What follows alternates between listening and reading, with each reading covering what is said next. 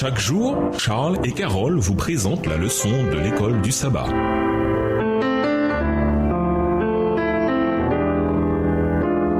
Bienvenue dans votre émission Dieu nous parle. Nous voilà à la leçon de mercredi, la dimension pratique du pardon. Pour pardonner, nous devons admettre que nous avons été blessés. Cela peut être difficile à faire car nous sommes parfois plus enclins à essayer d'enfouir nos sentiments au plus profond de nous plutôt qu'à les surmonter. Reconnaître que l'on éprouve de la rancune ou de la colère et en parler à Dieu n'est pas un problème. Les auteurs des psaumes ont souvent exprimé des sentiments similaires. Nous pouvons donc nous sentir libres de lui dire que nous n'avons pas apprécié ce qui s'est passé ou la façon dont nous avons été traités et que cela nous attriste, nous rend furieux, voire même les deux. Concernant Joseph, il a pleuré en revoyant ses frères et quand ont ressurgi certains sentiments de son passé. Que nous apprend la déclaration de Jésus sur le pardon alors qu'il était sur la croix? Lisons Luc 23, le verset 34. Luc 23, verset 34, Jésus dit « Père, pardonne-leur car ils ne savent pas ce qu'ils font. » Ils se partagèrent ses vêtements en tirant au sort. Jésus n'a pas attendu que nous lui demandions d'abord pardon avant de nous pardonner. Nous n'avons pas besoin d'attendre que notre agresseur nous demande pardon. Nous pouvons pardonner aux autres sans qu'ils acceptent notre pardon. Que nous enseignent les textes de Luc 6, verset 28 et de Matthieu 5, verset 44 sur la façon dont nous sommes encouragés à nous comporter avec ceux qui nous ont fait du mal. Luc 6, le verset 28.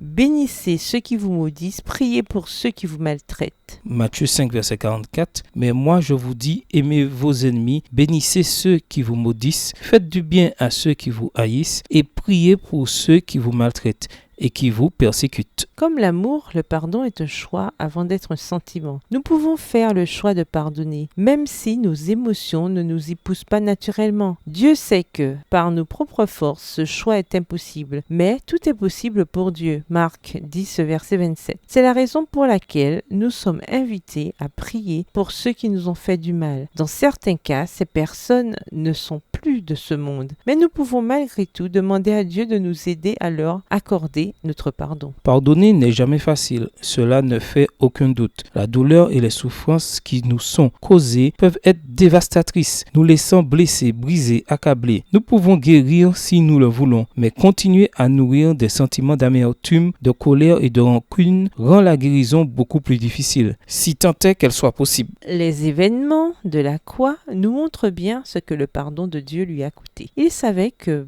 beaucoup le rejetteraient, mais il est mort pour nous. Nous pouvons donc apprendre à pardonner aussi. À qui devez-vous pardonner? Si ce n'est pour le bien de cette personne, au moins pour le vôtre. Au revoir. Et à demain si Dieu veut. Dieu nous parle.